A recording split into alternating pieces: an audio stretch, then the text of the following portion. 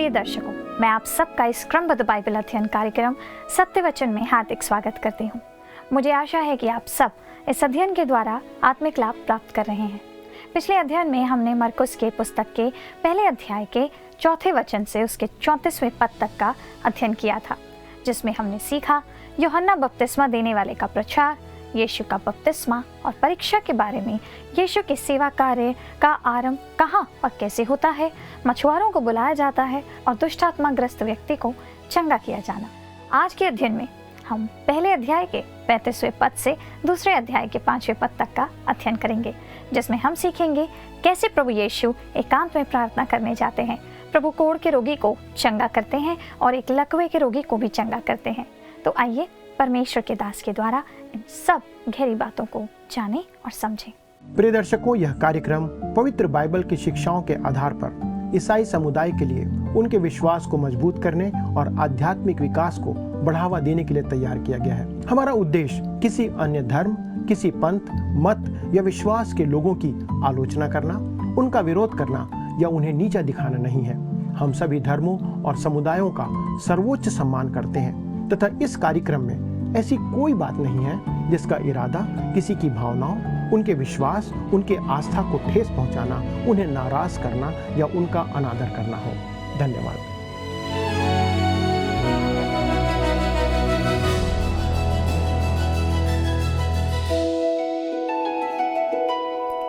प्रिय मित्रों, आप सभी को प्रेम भरा नमस्कार और आप सभी का पुनः स्वागत है। दोस्तों, हम मरकुस के सुसमाचार पर अध्ययन कर रहे थे और हमने पिछले अध्ययन में देखा था कि प्रभु यीशु ने उन सब को चंगा किया जो उसके पास आए थे। वह पूरे दिन व्यस्त था और आप संभवतः सोच रहे होंगे कि वह सुबह देर से सोकर उठेगा, परंतु प्रभु यीशु के साथ ऐसा नहीं था। हम आगे मरकुस के पहले अध्याय के पद 35 में पढ़ते हैं कि वो गलील में प्रचार कार्य करने के लिए आगे जाता है। तो आइए हम पढ़ते हैं मरकुस रचित सुसमाचार, उसका पहला अध्याय पद 35। लिखा है, भोर को दिन निकलने से बहुत पहले वह उठकर निकला और एक जंगली स्थान में गया और वहां प्रार्थना करने लगा। दोस्तों, बहुत से ऐसे प्रचारक और पास्टर होते हैं जो रविवार के दिन व्यस्त रहने के बाद सोमवार को साप्ताहिक अवकाश लेते हैं। दोस्तों, मैं उनको दोष नहीं देता, कई बार यह आवश्यक भी होता है, परंतु यहाँ पर हम प्रभु यीशु मसीह को देखते हैं जो हमारे लिए एक आदर्श है। वह भोर को तड़के उठकर एकांत में प्रार्थना करने के लिए चला जाता है। क्या यह हम प्रचारकों के लिए, हम पास्टरों के लिए एक अद्भुत शिक्षा नहीं है कि हमारे भी जीवन में ऐसी बातें होनी चाहिए? तब पद 36 से आगे 39 पद तक पढ़ते हैं। लिखा है, तब शमौन और उसके साथी उसकी खोज में गए। जब वह मिला तो उससे कहा, सब लोग तुझे ढूंढ रहे हैं। उसने उनसे कहा, आओ हम और कहीं आसपास की बस्तियों में जाएं कि मैं वहां भी प्रचार करूं, क्योंकि मैं इसीलिए निकला हूं। अतः वह सारे गलील में उनके आराधनालयों में जा जाकर प्रचार करता और दुष्टात्माओं को निकालता रहा। दोस्तों, आप देखते हैं कि यह सुसमाचार के प्रचार का आरंभ है, जैसा हमने पहले पढ़ा था, क्योंकि इस शिक्षा के द्वारा प्रभु यीशु उन्हें उद्धार के लिए तैयार कर रहे थे, अर्थात प्रभु यीशु की मृत्यु, प्रभु यीशु मसीह के पुनरुत्थान के लिए। आप याद रखिए, कभी भी यीशु मसीह की शिक्षाएं आपको बचा नहीं सकती है, इस बात को हमेशा ध्यान रखिए, या आपको उसकी शिक्षाएं भी उद्धार नहीं दे सकती हैं। केवल क्रूस पर किया गया प्रभु यीशु मसीह का कार्य, उसका बलिदान मनुष्य को पापों से उद्धार देता है। और यहाँ पर ध्यान दीजिए कि प्रभु यीशु उनके आराधनालयों में शिक्षा दे रहा था और संपूर्ण गलील क्षेत्र में दुष्ट आत्माओं को निकालता हुआ फिर रहा था। अपनी 3 वर्षीय सेवा में प्रभु यीशु मसीह ने उस पूरे क्षेत्र का भ्रमण कर चुका था। पर यहाँ पर हम देखते हैं कि उस समय में दुष्ट आत्माओं का बहुत अधिक प्रभाव था, जिससे लोग ग्रसित थे, प्रभावित थे। इतिहास में ऐसे 3 काल हुए हैं जबकि लोग इस दुष्टात्मा के प्रभाव से बहुत ज़्यादा प्रभावित थे। पहला समय था मूसा के समय, दूसरा था एलिय्याह के समय, एलिय्याह भविष्यवक्ता के समय में, और तीसरा है जब हमारे प्रभु यीशु मसीह इस पृथ्वी पर थे। ये 3 ऐसे समय थे जो सबसे ज़्यादा आप दुष्टात्माओं के प्रभाव को देखते हैं। अब हम आते हैं इस अध्याय के अंतिम आश्चर्य कर्म पर। दोस्तों, ये सब कठिन मामले थे जो यहाँ पर दिखाए गए हैं और सभी अलग अलग प्रकार के प्रकरण थे जिनको प्रभु यीशु मसीह ने चंगाई दी। यह कोढ़ से ग्रसित रोगी था जो यहाँ पर आता है। दोस्तों, जैसे हम लय व्यवस्था की पुस्तक में पढ़ते हैं कि जो कोढ़ है वो असाध्य रोग था, अर्थात ठीक ना होने वाला रोग था। यह एक जानलेवा रोग भी था। दोस्तों, यह त्रासदी से भरा हुआ रोग था। इसमें लोग टेंशन में रहते थे क्योंकि इसमें रोगी का शरीर विकृत हो जाता था, उसके हाथ पैर मुड़ जाते थे और साथ ही उस रोगी को समाज से भी अलग रहना पड़ता था या अलग कर दिया जाता था। तब हम देखते हैं पद 40 और 41 में, जहां पर कोढ़ के रोगी को चंगा करने की घटना दी गई है। लिखा हुआ है, एक कोढ़ी उसके पास आया, उससे विनती की और उसके सामने घुटने टेक कर उससे कहा, यदि तू चाहे तो मुझे शुद्ध कर सकता है। उसने उस पर तरस खाकर हाथ बढ़ाया और उसे छू कर कहा, मैं चाहता हूं तू शुद्ध हो जा। दोस्तों, यहाँ पर आप प्रभु यीशु मसीह के इस आश्चर्य कर्म को देखते हैं। इस आश्चर्य कर्म का एक अत्यधिक मनोवैज्ञानिक पहलू भी यहाँ पर आपको देखने को मिलता है। कोढ़ के रोगी को कोई छूता नहीं था और यहाँ पर ये एक बहुत महत्वपूर्ण बात हम देखते हैं। इस रोगी को कई वर्षों से किसी व्यक्ति ने नहीं छुआ था और ना ही वह स्वयं भी वर्षों से किसी और को स्पर्श कर पाया था। कहने का मतलब यह है कि यह व्यक्ति समाज से अलग था, ना किसी के संपर्क में था, ना किसी को छू सकता था। अपनी पत्नी और बच्चों से भी वो अलग रहता था। मैं सोच सकता हूँ दोस्तों, जब उसके परिवार के लोग उसके लिए भोजन लाते रहे होंगे, तब वे उसे लाकर एक जगह पर रख कर चले जाते होंगे। तब वो चले जाने के बाद वो रोगी आकर अपना भोजन उठा करके उसे खाता होगा। संभवतः वह दूर से ही उन्हें नमस्कार कहता होगा, उनसे हेलो कहता होगा, क्योंकि उसे उनके पास जाने की अनुमति नहीं थी। अपने बच्चे और पत्नी को छूने की अनुमति नहीं थी और ये बहुत ही कठिन परिस्थिति थी। परंतु अब हम देखते हैं कि प्रभु यीशु उस पुरुष को, उस व्यक्ति को स्पर्श करते हैं, उसको छूते हैं और उसे रोग से मुक्ति दे देते हैं। और ये एक अद्भुत आश्चर्य कर्म है जो यहाँ हम देखते हैं। तब हम पद 42 से 44 में पढ़ते हैं। वहाँ पर लिखा हुआ है, और तुरंत उसका कोढ़ जाता रहा और वह शुद्ध हो गया। तब उसने उसे चिताकर तुरंत विदा किया और उससे कहा, देख, किसी से कुछ मत कहना, परंतु जाकर अपने आप को याजक को दिखा और अपने शुद्ध होने के विषय में जो कुछ मूसा ने ठहराया है उसे भेंट चढ़ा कि उन पर गवाही हो। दोस्तों, यहाँ पर कोढ़ से चंगाई के उपरांत मूसा द्वारा निर्धारित नियम का पालन किया जाना था जो आवश्यक था। उस पर भी हमारे प्रभु ने मूसा द्वारा स्थापित नियम को नहीं तोड़ा। आप इस बात को देखते हैं कि प्रभु यीशु मसीह व्यवस्था के अनुसार चल रहे थे। तब पद 45 में हम पढ़ते लिखा है, परंतु वह बाहर जाकर इस बात का बहुत प्रचार करने और यहाँ तक फैलाने लगा कि यीशु फिर खुल्लम खल्ला नगर में ना जा सका, परंतु बाहर जंगली स्थानों में रहा और चारों ओर से लोग उसके पास आते रहे। दोस्तों, अब इस व्यक्ति ने क्या किया आप यहाँ देखते हैं। वो चुपचाप नहीं रहा, उसने अपने चंगाई का समाचार जंगल की आग के समान फैला दिया।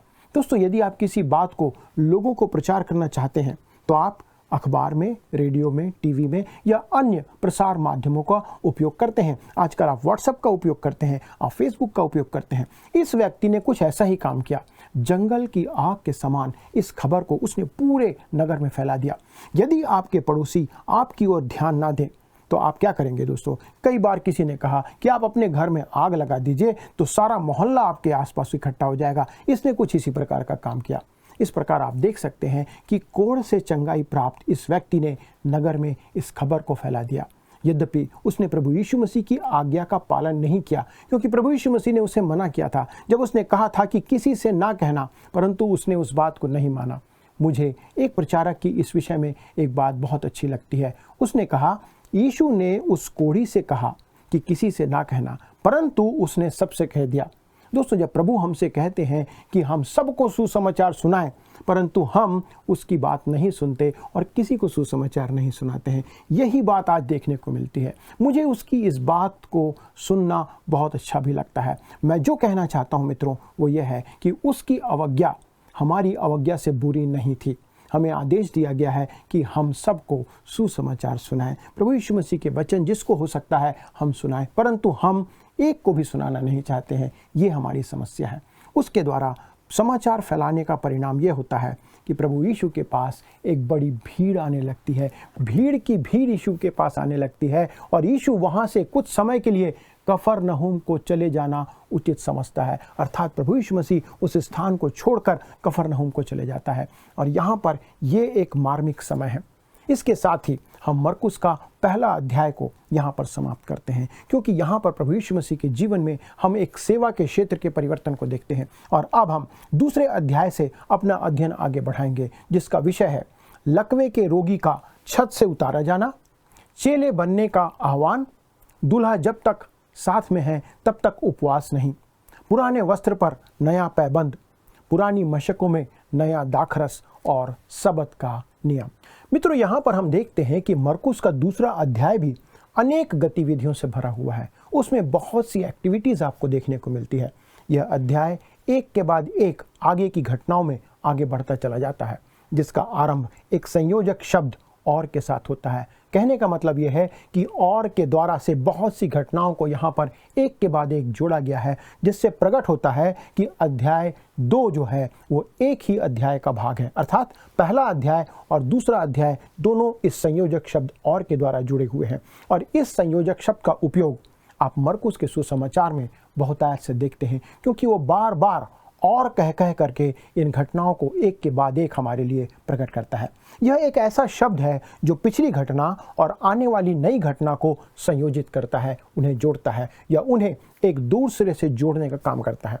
तो आइए हम आगे बढ़ते हैं और पढ़ते हैं मरकुस रचित सुसमाचार अध्याय 2 का पद 1, जहां पर हम लकवे के रोगी को छत से उतारने की इस घटना को देखते हैं। लिखा है, कई दिन के बाद वह फिर कफरनहूम में आया और सुना गया कि वह घर में है।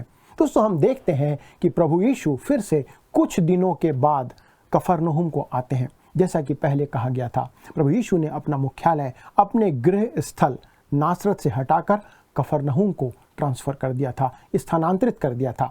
मैं आपसे यही कह सकता हूं कि अगले 3 वर्षों तक कफरनहूम ही प्रभु यीशु मसीह की सेवकाई का मुख्यालय बना रहा। वहीं से प्रभु यीशु मसीह सेवा करते रहे। मित्रों, अध्याय 1 के अंत में हमने देखा था कि प्रभु यीशु मसीह नगर को छोड़कर एकांत जंगली स्थान में चले जाते हैं। जब कोढ़ से ग्रसित उस व्यक्ति ने, जिसे प्रभु ने चंगा किया था, वो वहां पर आता है और प्रभु के निवेदन को वो नहीं मानता है। आज्ञा ना मानते हुए उस समाचार को सारे नगर के लोगों के बीच फैला देता है। इस कारण एक बड़ी भीड़ उसके पीछे आने लगती है और प्रभु यीशु मसीह वह कार्य नहीं कर पाता है जो काम वो करने को आया था। कहने का मतलब यह है कि प्रभु यीशु मसीह सिर्फ चंगाई के लिए नहीं आया था, वो लोगों को संदेश देने आया था, सुसमाचार सुनाने आया था। यह उन अनेक कारणों में से एक है जिस कारण प्रभु यीशु मसीह नहीं चाहता था कि मनुष्य उसे किसी चमत्कारी बाबा या जादू करने वाले व्यक्ति के रूप में पहचाने या जाने, क्योंकि लोग सिर्फ चमत्कार के पीछे भागते हैं। प्रभु अपनी पहचान उस प्रकार की नहीं बनाना चाहते थे। प्रभु नहीं चाहता था कि वह रोगी या अन्य लोग इस चमत्कार के बारे में लोगों को बताएं, क्योंकि वो एक आत्मिक सेवकाई थी। जो चमत्कार था वो एक आत्मिक संदर्भ में था, जिसके लिए वह आया था। जिस काम को प्रभु यीशु मसीह पूरा करना चाहते थे, वो संसार के पापों के लिए क्रूस पर मरने को आया था। और चमत्कारी बाबा के रूप में किसी प्रकार के प्रचार करने या सुसमाचार की राह में वो बढ़ना नहीं चाहता था, क्योंकि वो जानता था कि ये सारी बातें सुसमाचार के राह में रोड़ा बन सकती हैं, अवरोध उत्पन्न कर सकती हैं। इसलिए प्रभु यीशु मसीह नहीं चाहता था कि ज़्यादा से ज़्यादा लोग इस बात को जानें। यह एक प्रमुख कारण है कि आज चंगाई और अन्य भाषा बोलने के वरदान या कुछ इस प्रकार की बातों पर बल देने वालों के प्रति मैं आपत्ति दर्ज करता हूँ। नहीं चाहता कि लोग इस प्रकार से लोगों के बीच में काम करें। इसका मुख्य कारण यही है दोस्तों, क्योंकि हमारा केंद्र जो है वो चंगाई पर चले जाता है, अन्य भाषाओं पर चले जाता है, परंतु परमेश्वर का वचन जो है वो वहाँ पर कॉम्प्रोमाइज़ हो जाता है। निसंदेह यह वरदान आज के युग में कलीसिया के लिए आवश्यक है, परंतु हम उसे यथा स्थान पर नहीं रखते हैं। हम उसको किसी अन्य स्थान पर उपयोग करते हैं, इसीलिए समस्याएं होती हैं। मुझे एक घटना याद आती है। किसी दिन एक व्यक्ति ने डॉक्टर मगी से कहा, डॉक्टर साहब, वह व्यक्ति भी आपके जैसा प्रचार करता है, परंतु उसके पास चंगाई करने का वरदान भी है। इस बात पर डॉक्टर मगी ने उसे उत्तर दिया, हाँ, परंतु क्या वह सुसमाचार प्रचारक के नाम से जाना जाता है? क्या लोग उसकी सभाओं में वचन सुनने को, सुसमाचार सुनने को उस कारण से आते हैं? क्या लोग वचन सुनने और उद्धार पाने के कारण से उसकी सभा में जाते हैं, या फिर उनकी सभा में लोग या इस कारण से जाते हैं कि वह प्रमुख कारण वहाँ पर चंगाई का है, उनको भावनात्मक तौर पर अनुभव प्राप्त करने का है? मुझे लगता है कि आज हमें यह निश्चित कर लेना चाहिए कि हमारा उत्तरदायित्व सुसमाचार प्रचार का है या नहीं। हमें सुसमाचार सुनाने के लिए कहा गया है। किसी को बदलना नहीं बदलना हमारी जिम्मेदारी नहीं है। हमारा वचन जो है वो परमेश्वर का वचन है, इसे हमें बताना लोगों का काम है। यदि लोग चाहें तो ग्रहण करें, ना चाहें तो ग्रहण ना करें, परंतु सिर्फ इस वचन को हमें उन्हें बताना है। वचन और सुसमाचार का प्रचार करना या फिर चंगाई करना पवित्र आत्मा बांटता है। ये पवित्र आत्मा का काम है, ये पवित्र आत्मा हमारे जीवन में करता है। यहाँ मरकुस के सुसमाचार में हम देख चुके हैं कि इस कोढ़ से मुक्त व्यक्ति के प्रचार के कारण हमारे प्रभु यीशु मसीह की सेवा कार्य में कैसी बड़ी बाधा उत्पन्न हो गई थी कि उसे कुछ दिन के लिए कफरनहूम से चले जाना पड़ा। हम नहीं जानते कितने दिनों के लिए, परंतु अब प्रभु यीशु मसीह फिर से कफरनहूम लौट आते हैं और उसी घर में आते हैं जहां पर वह अध्याय 1 में थे, अर्थात शमौन पतरस के घर में। इस बात को आप ध्यान रखिए। जब कफरनहूम में प्रभु का आगमन होता है, तुरंत समाचार फैल जाता है कि यीशु वापस आ गए हैं और लोगों की बड़ी भीड़ फिर से इकट्ठी हो जाती है। उस द्वार पर आ जाते हैं और इतने लोग आ जाते हैं कि घर में प्रवेश करना भी असंभव हो जाता है। इतने लोग वहां पर भरे हुए थे। आप उस परिस्थिति को स्मरण कर सकते हैं या अनुमान लगा सकते हैं। यहाँ यूनानी भाषा में जिस छोटे से शब्द को उपयोग किया गया है, असल में वह एक विशेषण है और उसका रूप बदलता रहता है। कहने का मतलब यह है कि यह घर जो शब्द है उसकी विशेषता बताता है कि वह किसी खास या निश्चित घर की ओर इशारा कर रहा है या इस किसी विशेष घर के बारे में कह रहा है। अध्याय 1 में हमें बताया गया था कि सुबह के समय प्रभु आराधनालय को गए, फिर वह शमौन पतरस और अंद्रियास के घर में आए। इसके द्वारा हम यह समझ सकते हैं कि जब वे लोग घर की छत हटा रहे थे, अर्थात वो लकवे के रोगी को जिन्होंने लाया था, तब वे शमौन पतरस के घर की ही छत को हटा रहे थे। और ये मतलब इस बात का निकलता है कि उसके घर में प्रभु यीशु मसीह थे। यह सोचना कठिन है कि पतरस एक तरफ चुपचाप खड़े होकर ऐसा करते कैसे देख रहा था कि उसके घर की छत हटाई जा रही है।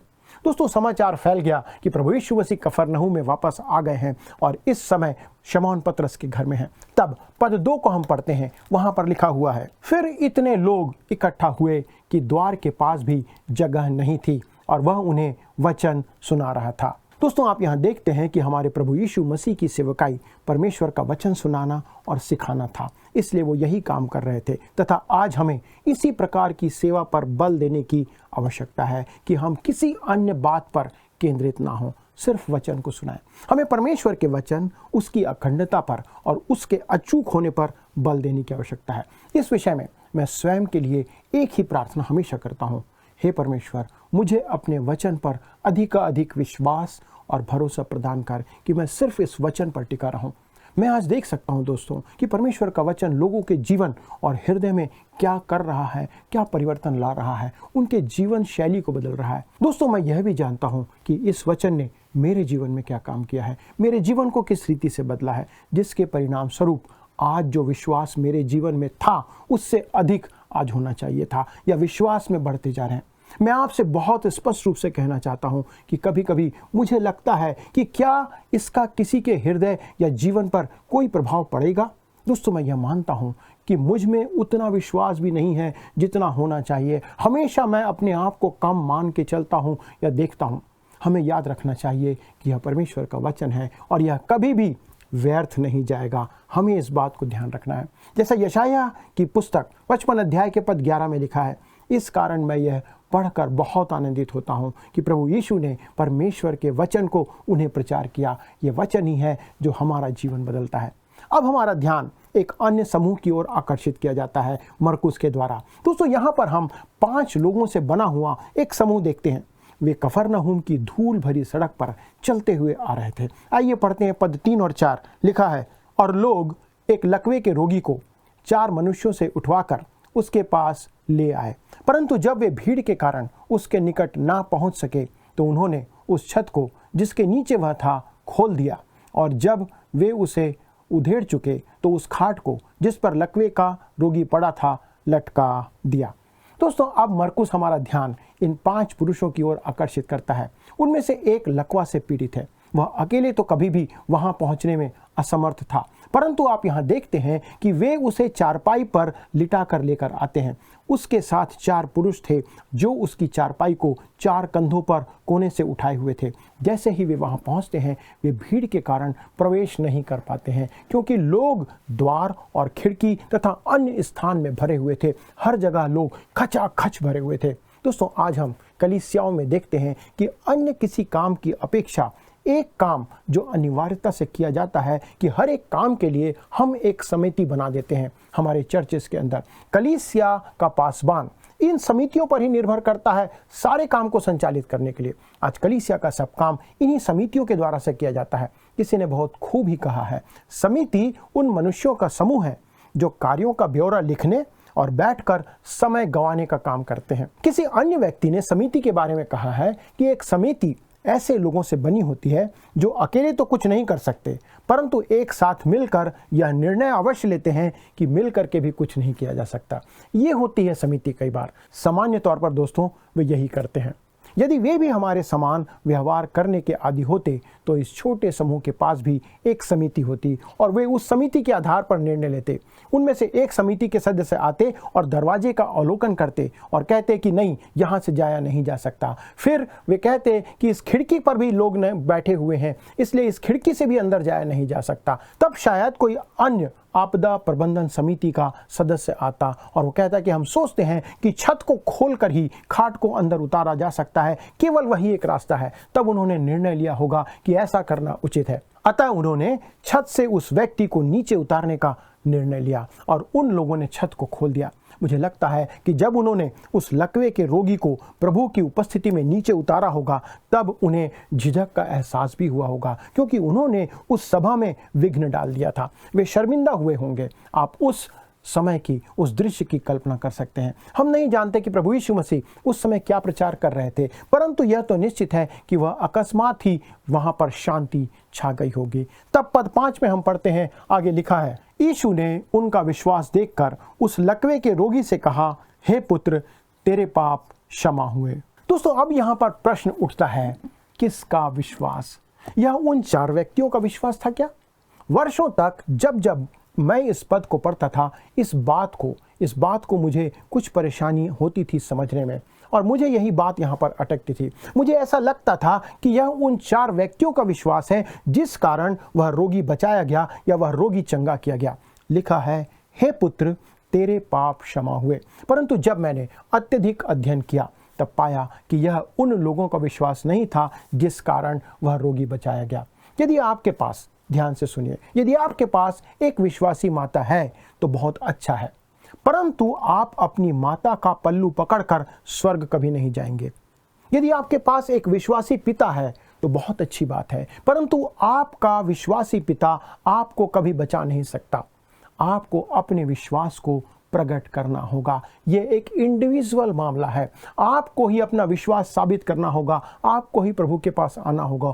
बारीकी से इस बात का अवलोकन करने पर पता चलता है कि वह रोगी इन 4 लोगों के विश्वास के कारण नहीं बचाया गया, परंतु इन 4 लोगों के विश्वास के द्वारा वह रोगी उस स्थान पर लाया गया जहां वह रोगी प्रभु यीशु मसीह को व्यक्तिगत तौर पर जान सका और उससे व्यक्तिगत तौर पर मिल सका। जैसा लिखा है, यीशु ने उनका विश्वास देखकर, उन 4 लोगों का विश्वास देखकर, विश्वास के कारण उस लकवे के रोगी को उन्होंने प्रभु यीशु मसीह के पास लाया था। जब प्रभु यीशु मसीह ने यह देखा, तब उसने व्यक्तिगत रूप से उस रोगी के साथ, उस लकवे के रोगी के साथ व्यवहार किया और उससे तब कहा, हे पुत्र, तेरे पाप क्षमा हुए। दोस्तों, आज चर्च में ऐसे लोगों की आवश्यकता है जो स्ट्रेचर या खाट उठाने वाली सेवा करने के काम में संलग्न हो। ऐसे स्त्री, ऐसे पुरुष जिनका विश्वास ऐसा हो कि वे बाहर जाएं और उद्धार से रहित लोगों को कलीसिया के साथ जोड़ने का काम करें। वे सुसमाचार सुने। इस बात को भी याद रखें दोस्तों कि आज बहुत से ऐसे लोग हैं जो आराधना में स्वयं नहीं जाएंगे। केवल सुसमाचार का प्रचार सुनने के लिए वो नहीं जाएंगे जब तक आप उनकी चारपाई का कोना पकड़कर उन्हें अंदर नहीं लाते। यही काम इन 4 लोगों ने किया। इनके पास यह विश्वास था कि यदि वे उस लकवे के रोगी को प्रभु यीशु मसीह का वचन सुनने का अवसर प्रदान करेंगे तो वह व्यक्तिगत रूप से प्रभु यीशु मसीह के पास आ सकता है और तब प्रभु कहेगा, हे पुत्र, तेरे पाप क्षमा हुए। मित्रों, यह एक अद्भुत संदेश है जो आज कलीसिया के प्रत्येक सदस्य को, लोगों को प्रभु के पास लाने का निमंत्रण देने के लिए प्रोत्साहित करता है। आइए हम प्रतिज्ञा करें कि हम उन लोगों को जिन्हें वचन सुनने की आवश्यकता है, जो वचन सुनना चाहते हैं, हमारे कलीसिया के अनेक लोग हैं जिन्हें ऐसे वचन को सुनने की आवश्यकता है, उन्हें परमेश्वर के वचन को सुनने के लिए हमें कलीसिया में लाना है। हमारे बहुत से भाई बहन हैं जो हैं तो चर्च के सदस्य लेकिन चर्च नहीं आते हैं। बहुत से ऐसे लोग हैं जो प्रभु को जानते तो हैं परंतु उन्होंने प्रभु को अपनाया नहीं है। आइए प्रार्थना करें कि ये सेवा हमारे बीच में हो सके। हमारे स्वर्गीय पिता परमेश्वर, हम धन्यवाद देते हैं आपके अनुग्रह के लिए कि आपने अपने इस संसारिक जीवन के समय वो कार्य किया प्रभु जो हमारे लिए आदर्श है। अनुग्रह करना पिता कि हम इन बातों के आधार पर आपके वचन और उसकी गहराई को समझें, और इस बात के लिए धन्यवाद देते हैं प्रभु कि आपने वो कार्य किए जो हमारे लिए आज आदर्श है। पिता परमेश्वर, हम प्रार्थना करते हैं कि अनुग्रह करना कि हमारी सेवा जो है आपके वचन तक केंद्रित रहे, कि प्रभु हम आपके वचन को लोगों तक पहुंचा सकें जिन्हें उसकी आवश्यकता है। हमारे सारे दर्शकों के लिए प्रार्थना करते हैं प्रभु कि आप उनके साथ बने रहें। उनके जीवन में यदि ऐसी कोई समस्या है जिसका वे सामना कर रहे हैं तो अनुग्रह करके प्रभु आपकी दया उन पर बनाए रखें, ताकि वो इन सब समस्याओं से छूट सकें, दूर होने पाए और उनके जीवन में शांति और खुशी और खुशहाली का जीवन आने पाए। धन्यवाद देते हैं इस बाइबल अध्ययन के द्वारा आपने हमारी सहायता किया और हमें आशीष दी। प्रभु यीशु ख्रीस्त के नाम से विनती को मांगते हैं, आमीन। दोस्तों, यदि आपके पास कोई प्रश्न है तो कृपया फ़ोन उठाएं और हमसे संपर्क करें। अगले प्रसारण तक परमेश्वर की दया और अनुग्रह आप पर और आपके पूरे परिवार पर बने रहे। प्रभु आपको आशीष दे। प्रियो, सच में हमारे माता पिता बचपन से हमें मसीह की शिक्षाओं में बढ़ाते हैं। हमारी कलीसिया की पास्टर या प्रचारक हमें वचन की शिक्षाओं को सिखाते और समझाते हैं, और ये कोशिश करते हैं कि हम वचन की शिक्षाओं के द्वारा प्रभु यीशु मसीह को जानें और पहचानें और उसका अंगीकार करें, उसे अपना उद्धारकर्ता स्वीकार करके अपने उद्धार को प्राप्त कर सकें। परंतु ये एक व्यक्ति का स्वयं का निर्णय होता है कि उसे प्रभु यीशु को अपना उद्धारकर्ता मानना है या नहीं, क्योंकि आपके माता पिता या पास्टर आपको प्रभु यीशु मसीह के पास लेके तो जा सकते हैं, पर उद्धार आपकी अपनी आवश्यकता ही होती है। उस अंगीकार को आपको स्वयं ही करना होगा और ये कहना होगा कि हाँ प्रभु यीशु, मैं आपको अपना उद्धारकर्ता स्वीकार करता हूँ। मेरे जो पाप हैं वो सिर्फ आपके लहू से ही धोए जा सकते हैं और प्रभु निश्चय आपको स्वीकार करेगा। आइए अब हम इन प्रश्नों को देखें। पिछले प्रश्न क्रमांक 141 का उत्तर है ऑप्शन बी, 3 बार। प्रभु यीशु मसीह ने 3 बार अपने शिष्यों को चेले होने के लिए बुलाया था। आज के अध्ययन क्रमांक 142 पर आधारित प्रश्न है, लकवे के रोगी को चंगाई किसके विश्वास के कारण हुई?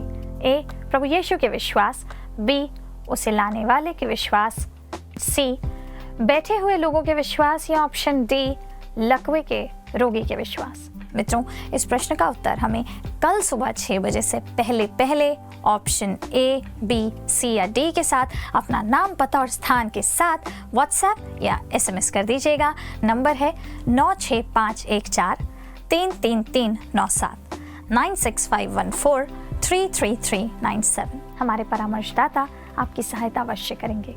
धन्यवाद। क्या आपको यह कार्यक्रम पसंद आया? अभी हमें एक मिस कॉल करें और आप अगले विजेता हो सकते हैं।